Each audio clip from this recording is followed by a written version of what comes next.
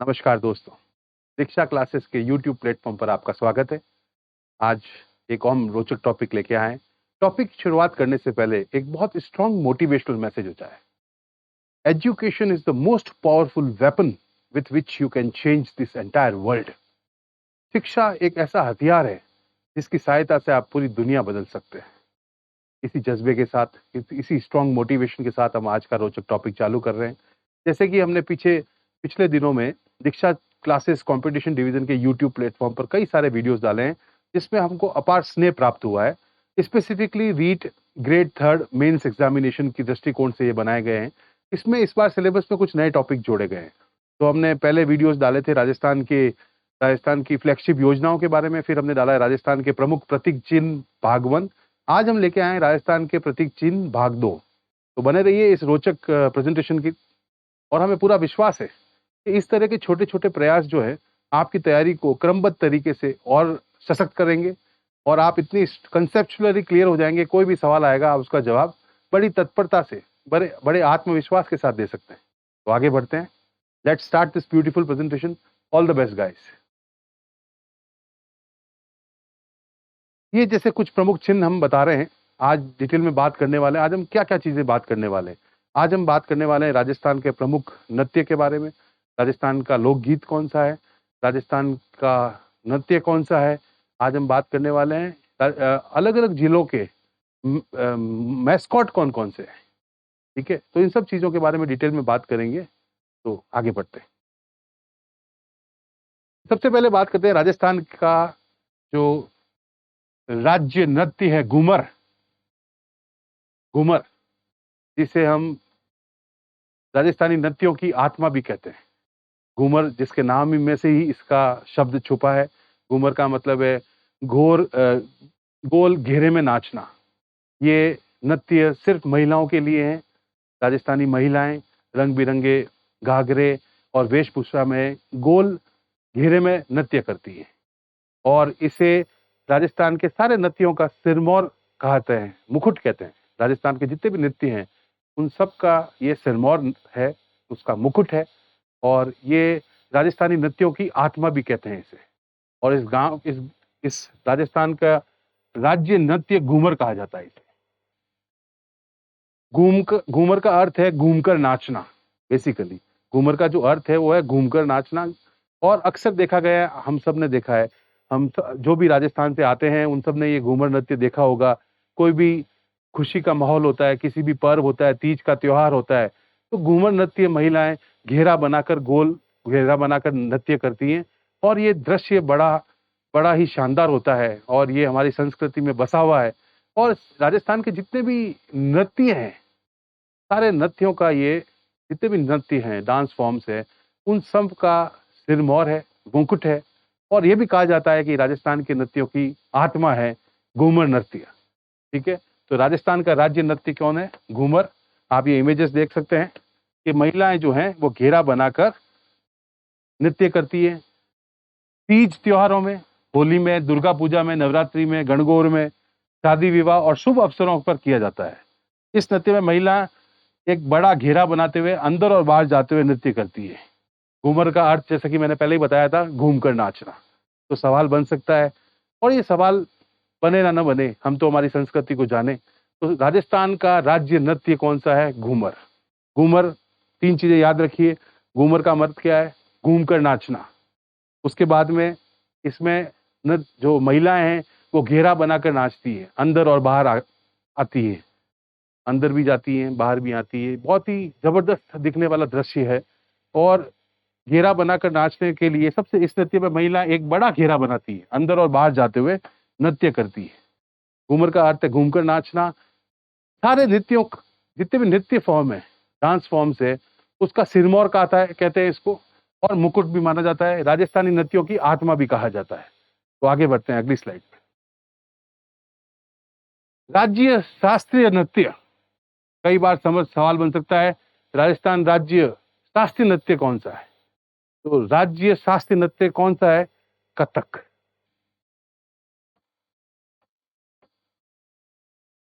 कथक।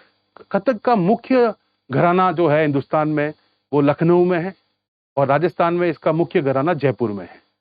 और राजस्थान राज्य का शास्त्रीय नृत्य इसको बोलते हैं कथक। कथक के जन्मदाता भानुजी महाराज को माना जाता है। इनके जो जन्मदाता हैं वो भानुजी महाराज को जाना जाता है। तो नृत्य के बारे में ये 3 चीजें आपको याद होनी चाहिए। अगर सवाल बन गया कि राजस्थान शास्त्रीय नृत्य कौन सा है, राज्य शास्त्रीय नृत्य कौन सा है, तो Kathak is the right answer. Kathak is the correct answer. Kathak. इसके अंदर 2 चीजें याद रखनी है। कथक का पूरे भारत में राजकीय जो घराना है वो लखनऊ बेस्ड है, लखनऊ में। और राजस्थान में इसका मुख्य घराना जो है वो जयपुर में है। ये चीजें आपको याद रखनी है। आगे बढ़ते हैं। अब राज्य गीत हम सबने सुना होगा, पर बहुत अच्छा गाना है, राज्य का गीत है। इसका एक छोटा सा इतिहास है, उसको भी जानिए। पहले तो ये जानिए कि राज्य गीत कौन सा है। केसरिया बालम आओनी पधारो मारे देश। केसरिया बालम आओनी पधारो मारे देश, हम सब ने सुना है। और ये हमारा राज्य गीत है, राज्य गीत। इस गीत को सबसे पहले गंगा सिंह जी के दरबार में बीकानेर में अल्लाह जिलाबाई ने गाया था। वो ऐतिहासिक दिन था और अंतर्राष्ट्रीय स्तर पर इस गीत को पूरे विश्व में ख्याति दिलाई। वो जो सिंगर थी वो थी अल्लाह जिलाबाई, जिसे मरु कोकिला भी कहा जाता है। मरु कोकिला मतलब मरुस्थल में इतनी इतनी पवित्र और इतनी बुलंद आवाज और इतनी शानदार आवाज किसी की नहीं थी, इसलिए इनको ये टाइटल मिला है मरु कोकिला, मरुस्थल की कोकिला। 1982 में 1982 में इनको पद्मश्री अवार्ड से नवाजा गया। पहली बार इन्होंने ये गीत किसके दरबार में गाया? महाराजा गंगा सिंह जी के दरबार में। कहाँ गाया? बीकानेर में गाया। इनकी और भी कई रचनाएं हैं, और भी कई गीतों की माला है, और भी कई गीत इन्होंने गाए हैं। सबसे प्रचलित जो सीरीज है वो है मूमल नाम से। कभी भी आपका मौका पड़े आप उसको ज़हन में रख सकते हैं। राज्य गीत केसरिया बालम आओ नी पधारो मारे देश, ये राज्य गीत है। सबसे पहले अल्लाह जिलाबाई ने गाया था। किसके दरबार में गाया था ये भी याद रखिए। गंगा सिंह जी के दरबार में, महाराजा गंगा सिंह जी के दरबार में गाया था। कहाँ गाया था? बीकानेर में गाया था। ये भी सवाल बन सकता है। उसके बाद में पद्मश्री अवार्ड से इनको कब नवाजा गया था, कौन से वर्ष में, वो मैंने बता ही दिया आपको, 1982 में। अल्लाह जिलाबाई को राज्य में क्या कहा जाता है, किस अलग नाम से और भी कहा जा सकता है, सवाल बन सकता है। मरु कोकिला के नाम से भी जानते हैं। 2003 में भारत सरकार द्वारा डाक टिकट भी जारी किया गया। 2003 में ये डाक टिकट जारी किया गया अल्लाह जिलाबाई के नाम से। 2 वर्ष कौन सा था? 2003। इस गीत को मांड गायकी में गाया जाता है। केसरिया बालम आओ नी पधारो मारे देश, ये मांड गायकी में गाया जाता है। और सबसे पहले इस गीत को अंतर्राष्ट्रीय स्तर की जो ख्याति प्राप्त करवाई, उस सिंगर का नाम है अल्लाह जिलाबाई। तो कुछ सवाल तो बन ही सकते, याद भी हो गए होंगे आपको। अल्लाह जिलाबाई ने पहली बार कब गाया, किसके महाराजा के दरबार में गाया? महाराजा गंगा सिंह जी के दरबार में गाया। कहाँ गाया? बीकानेर में गाया। ठीक है। कौन सी गायकी के फॉर्म में गाया जाता है? मांड गायकी के फॉर्म में ये गाया जाता है। ठीक है। अल्लाह जिलाबाई ने और भी कई रचनाएं की हैं, वो आपके स्मरण में रहनी चाहिए, कोई सवाल बन सकता है। तो अल्लाह जिलाबाई इनको कौन से वर्ष में जो है 1982 में इनको पद्मश्री अवार्ड से नवाजा गया, तो ये भी सवाल बन सकता है। राजस्थान में मरु कोकिला किसे कहा जाता है, ये भी सवाल बन सकता है। तो आपको तुरंत याद आ जाना चाहिए, मरु कोकिला मतलब मरुस्थल की कोकिला का नाम किसे दिया गया है? अल्लाह जिलाबाई। राज्य गीत केसरिया बालम आओनी पधारो मारे देश। आगे बढ़ते हैं। राजस्थान का राज्य खेल, ये भी बहुत इंपॉर्टेंट सवाल है। राजस्थान का राज्य खेल बास्केटबॉल। हर राज्य का एक राज्य खेल होता है। राजस्थान का राज्य खेल कौन सा है? बास्केटबॉल। 1948 1948 में इसको ये दर्जा मिला। ये भी सवाल बन सकता है, कौन से वर्ष में बास्केटबॉल को राजस्थान का राज्य खेल का दर्जा मिला? 1948 was the year. 1948 was the year when basketball was recognized as state sport for Rajasthan. Rajasthan का राज्य खेल। इस खेल में 2 टीम भाग लेती हैं। प्रत्येक टीम में 5 खिलाड़ी होते हैं। इसमें कुछ चीजें बात याद रखनी चाहिए। बास्केटबॉल अक्सर उन खिलाड़ियों को खेलते हुए देखा जाता है जिनकी कद बहुत लंबा होता है, ऊंचा कद होता है, तो उनको बास्केट डालने में बहुत आसानी रहती है। तो लंबाई का बहुत महत्व है। इसलिए राजस्थान में अक्सर लंबाई राजस्थान, हरियाणा, पंजाब इन राज्यों में लंबाई पुरुषों की बहुत अच्छी है, महिलाओं की भी लंबाई बहुत अच्छी है। राजस्थान का राज्य खेल बास्केटबॉल वर्ष 1948 में दर्जा मिला। कुछ चीजें आपको मालूमात होनी चाहिए। हाल ही में 9 से 13 जुलाई 9 से 13 जुलाई इंडिया की जो जूनियर बास्केटबॉल टीम है वो कहाँ गई थी? वो बांग्लादेश के ढाका में संपन्न हुई साउथ एशियन बास्केटबॉल चैंपियनशिप में भारतीय जूनियर टीम खिताब जीतने में सफल रही। हाल ही में 9 से 13 जुलाई बांग्लादेश में संपन्न हुई जो साउथ एशियन बास्केटबॉल चैंपियनशिप है, उसका खिताब किसने जीता? इंडिया की जूनियर नेशनल बास्केटबॉल टीम में। उसमें 2 खिलाड़ियों का प्रमुख योगदान था, दोनों ही राजस्थान से आते हैं, जयपुर से आते हैं, उनका नाम भी याद रखना चाहिए। राजस्थान के राजवीर और राजीव का अहम योगदान रहा। राजस्थान के राजवीर और राजीव इन दोनों का अहम योगदान रहा। अब इस प्रतियोगिता का खिताब जब भारत की जूनियर नेशनल बास्केटबॉल टीम ने जीता तो उससे फायदा क्या हुआ कि अब ये साउथ एशियन कप जीतने से ये एशियन कप के लिए क्वालिफाई कर गई है। साउथ एशियन कप उन्होंने अपने खिताब अपने नाम किया, तो अब ये एशियन कप के लिए क्वालिफाई हो गई है। अब अगला दौरा इनका एशियन कप का होगा। तो ये जानकारी हमें होनी चाहिए। राजवीर और राजीव जो राजस्थान से थे, इनका प्रमुख योगदान था खिताब दिलाने में, ये भी सवाल बन सकता है। कुछ ऐसी जनरल नॉलेज होनी चाहिए आपको कि जो बास्केटबॉल है वो पिछले 1.5-2 सालों में अंतर्राष्ट्रीय स्तर पर भी भारत का नाम हुआ है। जैसे कि आप जानते हैं पंजाब के सतनाम सिंह वो एनबीए में खेल रहे हैं। एनबीए अमेरिका में बहुत प्रचलित लीग है, नेशनल बास्केटबॉल एकेडमी एनबीए। उनका कद 7 फुट 2 इंच का है और वो भारतीय खिलाड़ी, भारतीय मूल से आते हैं और पंजाब के रहने वाले हैं और वो आज एनबीए लीग में बहुत अच्छा प्रदर्शन कर रहे हैं। ये भारत के लिए गौरव की बात है। 7 फुट 2 इंच, सोचिए कद कितना है। मैं अपने आप को बड़ा लंबा मानता हूँ, मैं 6 फुट 3 इंच का हूँ, पर 7 फुट 2 इंच का इंसान कैसा होगा, कल्पना कीजिए। चलिए आगे बढ़ते हैं। रोचक तत्व है, बता दिया। राज्य मिठाई, अब इसके लिए मेरे पास शब्द भी कम पड़ेंगे। अगली जो स्लाइड है मैं आपको बताने वाला हूँ। राज्य मिठाई कौन सी है? घेवर। ठीक है, ये घेवर की इमेज दिखाई है और मुझे पूरा यकीन है इतनी रंगीन और इतनी खूबसूरत तस्वीर देखने के बाद में आपके मुंह में पानी आएगा। ये हमारे राज्य की मिठाई है घेवर। और अक्सर ये मलाई घेवर, रबड़ी घेवर, पनीर घेवर आप सबने नाम सुना होगा। और बेसिकली ये मैदा, दूध, देसी घी, केसर इन सब से बनाई जाती है। ये राजस्थान की राज्य मिठाई है घेवर। ये पूरे हिंदुस्तान में इतनी स्वादिष्ट कहीं नहीं मिलती जितनी कि राजस्थान में मिलती है। और खैर ये रोचक तत्व है, हमको पता होना चाहिए। और मेरे को मुस्कान इसलिए आ रही है कि मैं चूँकि मेरा फ़ेवरेट मिठाई भी यही है, तो बड़ा अच्छा लगा आज के घेवर के बारे में मुझे 2 शब्द बोलने को मिले। राजस्थान का गौरव है ये, पूरे देश से लोग आते हैं, पूरे देश में अलग-अलग जगहें पे मिलती है ये घेवर। और लोग सैलानी जब आते हैं राजस्थान टूरिज़्म के ज़रिए राजस्थान घूमने, तो वो ये मिस नहीं करते, वो घेवर खा के ही जाते हैं। तो घेवर कई तरह के होते हैं, रबड़ी घेवर, मलाई घेवर, सादा घेवर, फीका घेवर, मीठा घेवर। और ये राजस्थान राज्य की एक मिठाई नहीं है, ये गौरव है और राज्य मिठाई का दर्जा मिला हुआ है घेवर को। राज्य लोक वाद्य यंत्र, अलगोजा। सवाल बनेगा, नोट कर लीजिएगा। ये ऐसे सवाल है जो अक्सर आते हैं। राज्य लोक वाद्य यंत्र, तो पहले हर शब्द पे ध्यान दीजिए। राज्य लोक वाद्य यंत्र, चारों शब्द बहुत इंपॉर्टेंट है। राज्य राजस्थान, लोक हमारी संस्कृति का अभिन्न अंग, वाद्य म्यूजिकल इंस्ट्रूमेंट, तो कौन सा है? अलगोजा। अब अलगोजा किस तरह का यंत्र है? सुशीर वाद्य है ये, सुशीर वाद्य। सुशीर वाद्य का मतलब है जिसमें आप फूंक बजा के बहुत शानदार म्यूजिक पैदा कर सकते हैं, उसको सुशीर वाद्य कहते हैं। सुशीर वाद्य है, उसका एग्जाम्पल है बांसुरी, इंग्लिश में उसे फ्लूट कहते हैं, FLUTE। और ये जो अलगोजा है, ये 2 बांसुरी को मिला के बनता है। हर एक बांसुरी में 5 छिद्र होते हैं और इसको बजाया जाता है। बहुत ही सुरीली आवाज़ है। इस सुरीली आवाज़ को शब्दों में वर्णन करना असंभव है। इसको आपको सुनना ही पड़ेगा। अगर आपको सुनना है, अक्सर ये अलवर की प्रजातियों में बजाई जाती है। अलवर में बहुत प्रचलित है अलगोजा।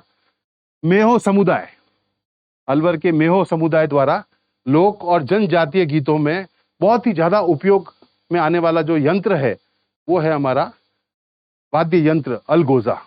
इसकी आप इमेज देखिए,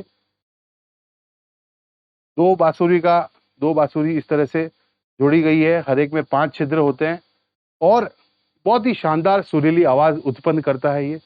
और अगर आपको इसको सुनना है तो अलवर में मेहो समुदाय, याद कर लीजिएगा, सवाल बन सकता है, अलवर के मेहो समुदाय इसको बहुत ज़्यादा यूज़ करते हैं और वहाँ के जो लोकगीत है इसमें भी उसका बहुत उपयोग किया जाता है और मैं शब्दों में वर्णन ही नहीं कर सकता, इतना सुरीला इसका की ध्वनि उत्पन्न होती है। तो ये आप याद रखिए, अलगोजा राजस्थान का एक प्रमुख लोक वाद्य यंत्र है। राज्य लोक वाद्य यंत्र का दर्जा मिला हुआ है अलगोजा को। इसका आकार दिखने में 2 बांसुरी जैसा होता है। प्रत्येक बांसुरी पर 5 छिद्र होते हैं। प्रत्येक बांसुरी पर एक संकीर्ण मुखनाल होता है जिसे बांसुरी वादक द्वारा एक साथ फूंक मारी जाती है। थोड़ा बजाने में मुश्किल होता है, एक साथ आपको फूंक मारनी है और दोनों बांसुरी के थ्रू वो हवा निकलती है और 5-5 छिद्र दिए हुए हैं। तो इसमें साइंस भी है, इसमें फिजिक्स भी है, पर बहुत ही शानदार मैजिकल वॉइस ये क्रिएट करता है, एक पूरा समा बांध देता है। तो इसके लोक कलाकार भी जो है बजाने में बहुत एक्सपर्ट होते हैं और वो अलवर में मिलते हैं। कौन सी कम्युनिटी है? मेहो समुदाय, याद करिए, मेहो समुदाय। आगे बढ़ते हैं। राज्य कवि बहुत इंपॉर्टेंट है, सवाल आता है राज्य कवि का, ठीक है, आपको ये याद रखना है राज्य कवि कौन है। हमारा राज्य कवि सूर्यमल, ओ हो, यहाँ पे भी टाइपिंग मिस्टेक हो गई। याद रखिए, अगर आप वो सब सरकारी नौकरी की तैयारी कर रहे हैं, रीट अभ्यर्थी तो हमारे साथ जुड़े हुए हैं, अगर आप आरएस की तैयारी कर रहे हैं, अगर आप सब इंस्पेक्टर की तैयारी कर रहे हैं, जिसमें अगर आपका सामना साक्षात्कार का हो रहा है, आपकी नौकरी साक्षात्कार के फाइनल रिजल्ट के बाद मिलेगी, तो कुछ बारीक चीजें हैं जिसका हमको याद नॉलेज होनी चाहिए, हमारे स्मरण में होना चाहिए कि राजस्थान के राज्य कवि जो हैं वो सूर्यमल मिश्रण है। मिश्रण, याद रखिए, इसको मिश्रण लिखा जाएगा। ये टाइपिंग एरर है, ये सब जगह मिलेगी आपको टाइपिंग एरर, हमसे भी हो गई त्रुटि, पर मैंने इसको करेक्ट कर दिया है यहाँ पे। हमारा जो इनके नाम से जो डाक टिकट जारी हुआ उसमें भी अगर आप देखेंगे MISHRAN मिश्रण लिखा गया है, जबकि ये मिश्रण नहीं है, ये मिश्रण है, मिश्रण। याद रखिएगा, सूर्यमल मिश्रण इनका नाम है, इसको ऐसे लिखा जाएगा, मिश्रण, सूर्यमल मिश्रण। कौन है ये, कहाँ से आते हैं और क्या इनकी उपलब्धियां जानते हैं उसके बारे में। बेसिकली कोटा एवं बूंदी, इस ज्योग्राफिकल टेरेन से आते हैं ये, प्रीडोमिनेटली बूंदी से आते हैं। राजस्थान के हाड़ा शासक महाराव राम सिंह के प्रसिद्ध दरबारी कवि थे ये, प्रसिद्ध, सबसे प्रसिद्ध दरबारी कवि थे, महाराव राम सिंह के प्रसिद्ध दरबारी कवि थे। इनकी सर्वाधिक प्रसिद्ध रचना वंश भास्कर, जिसमें बूंदी के चौहान शासकों का इतिहास, याद करने का तरीका बहुत इजी है। कौन सी इनकी रचना जो सबसे प्रचलित है? वंश भास्कर, बहुत इजी है याद कर, वंश से चौहान वंश और भास्कर, वंश भास्कर इनकी एक रचना है, सबसे प्रचलित है। वीर रस के इस कवि को रसावतार भी कहा जाता है। इतना ज्यादा वीर रस का उपयोग किया गया है, जगह आप पढ़ेंगे इनकी रचनाओं को, उस भाषा को, उस शैली को जिसमें इन्होंने लिखा है, ये इतना ज्यादा वीर रस आपके अंदर उत्पन्न कर देंगे, तो इसलिए इनका नाम क्या कहा जाता है? रसावतार भी कहा जाता है इनको। वीर रस, हर एक शब्द में वीर रस का प्रयोग है, हर एक भाव में वीर रस जो है वो निकल के आता है, निखर के आता है और पढ़ने वाले को भी वीर रस का अद्भुत एहसास दिलाता है। इनके द्वारा रचित अन्य ग्रंथ वीर सदगई, बलवंत विलास और छंद मयूख, ठीक है, वीर सदगई, बलवंत विलास और छंद मयूख। 1990 में भारत सरकार द्वारा डाक टिकट जारी किया गया। 1990 में इनके नाम पे डाक टिकट भी जारी किया गया है भारत सरकार द्वारा।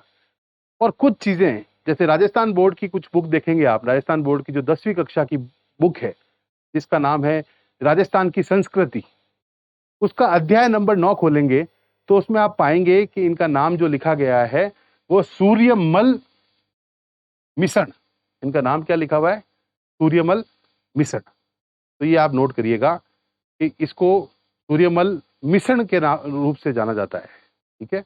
तो मैंने बहुत सारे सवाल आपके क्लियर कर दिए जिसपे इसमें बन सकते हैं। आगे बढ़ते हैं। अब हम बात करेंगे जिलेवार शुभंकर। शुभंकर का मतलब है मास्कॉट। ये सवाल बनते हैं, आपको याद रखना है कि ये सवाल बन सकते हैं, क्योंकि कई बार आप देखेंगे पिछली प्रतियोगी परीक्षाओं में जिला शुभंकर, कौन सा जिला, कौन सा शुभंकर सही है, पहचानिए। कई बार जिले के नाम के आगे एक जीव का नाम रखा जाएगा, पर वो जीव गलत होगा। वो कब पहचान पाएंगे? जब आपको जिलेवार शुभंकर याद होंगे। शुभंकर को इंग्लिश में बोलते हैं डिस्ट्रिक्ट वाइज मैस्कॉट। ठीक है, तो शुभंकर के बारे में हम बताएंगे। अजमेर का मैस्कॉट कौन है? खड़मोर, ये खड़मोर। उसके बाद अलवर का मैस्कॉट कौन है? सांबर। भीलवाड़ा का मैस्कॉट कौन है? मोर। ठीक है, उसके बाद में बाड़मेर का सिरमौर कौन है? मरु, लोमड़ी और लौकी। भरतपुर का सिरमौर कौन है? सारस। बीकानेर का शुभंकर कौन है? भट्ट तीतर। शुभंकर हिंदी में बोलते हैं, इंग्लिश में इसको मैस्कॉट बोलते हैं। ठीक है, तो भरतपुर जो है वो भी याद रखिएगा। ये सब चीजें याद रखने की, इसको स्मरण में डाल दीजिएगा। इसको आपको लिख के याद करना पड़ेगा। 3-4 बार आप लिख लेंगे, आपको याद हो जाएगा, और फिर आपको कभी भी गलती नहीं होगी जिले के आगे सही शुभंकर पहचानने में। तो बाड़मेर का जैसे मैंने बताया मरु, लोमड़ी, लौकी। भरतपुर, उसका शुभंकर कौन है? सारस। बीकानेर का कौन है मास्कॉट? भट्ट तीतर। बूंदी का कौन है? सुरकाब। उसके बारा का कौन है? मगरमच्छ। उसके बाद चित्तौड़गढ़ का कौन है? चौसिंगा। उसके बाद में कोटा का कौन है? उदबिलाव। ये बहुत इंपॉर्टेंट है और ये को याद रखना है। हर एक जिले का एक पशु जो है, एक जीव जो है, वो शुभंकर है, मास्कॉट है। उसकी हमने जिलेवार एक लिस्ट भेजी है आपको। चूरू का कौन है? कृष्णमर्ग। चूरू जो है उसका कृष्णमर्ग। उसके बाद में धौलपुर का कौन है? पचीरा। डूंगरपुर का कौन है? जांगिल। ठीक है, उसके बांसवाड़ा कौन है? जल पीपी। उसके बाद में दौसा कौन है? खरगोश। झालावाड़ का कौन है? झुंझुनू का कौन है? काला तीतर, ये काला तीतर। उसके बाद झालावाड़ का कौन है? गागरोनी तोता। उसके बाद में हनुमानगढ़ का कौन सा है? छोटा किलकिला। उन जयपुर, जयपुर का कौन है? चीतल। जोधपुर का कौन है? कुर्जा। कुर्जा बहुत इंपॉर्टेंट है। जोधपुर का शुभंकर मास्कॉट कौन है? कुर्जा। जैसलमेर का कौन है? गोडावन। जालोर का कौन है? भालू। करौली का कौन है? घड़ियाल। पाली का कौन है? तेंदुआ। प्रतापगढ़ का कौन है? उड़न गिलेरी। राजसमंद का कौन है? भेड़िया। नागौर का कौन है? राजहंस। श्रीगंगानगर का कौन है? चिंकारा। शिखर का कौन है? साहिन। सिरोही का कौन है? जंगली मुर्गा। ये सब याद रखना है आपको, सवाल बनेंगे इसमें से। सवाई माधोपुर का कौन है? बाघ। देखिए कई बार कंफ्यूजिंग वाले सवाल आते हैं। सवाई माधोपुर जो है उसका शुभंकर मास्कॉट कौन है? बाघ। आपको विकल्प में यह भी दिया जाएगा, सवाई माधोपुर के आगे शेर लिख दिया जाएगा। आप 60% चांसेस है आप उसको गलत करके आ जाएंगे, क्योंकि आपको लगेगा बाघ नहीं शेर ही था। तो ये सब चीजें जब करेक्ट हो जाएंगी, जब आप इसको याद कर लेंगे, 4-5 बार लिख लेंगे, तो आपके स्मरण शक्ति में ये रहने वाली है लंबे समय तक। और आप इसको इमेजेस के साथ में याद करेंगे, चित्रों के साथ में, तो ज्यादा जल्दी याद हो जाएंगे। इसलिए हमने इस प्रेजेंटेशन में सारी इमेजेस यूज की है, और हमारे इस प्रेजेंटेशन के बाद में कमेंट सेक्शन में इस पूरे प्रेजेंटेशन को पिन कर दिया जाएगा। आप हमारी PDF सेव कर सकते हैं, अपने नोट्स बना सकते हैं। आगे बढ़ते हैं। टोंक, टोंक का कौन सा शुभंकर है? मास्कॉट कौन है? हंस। उदयपुर का कौन है?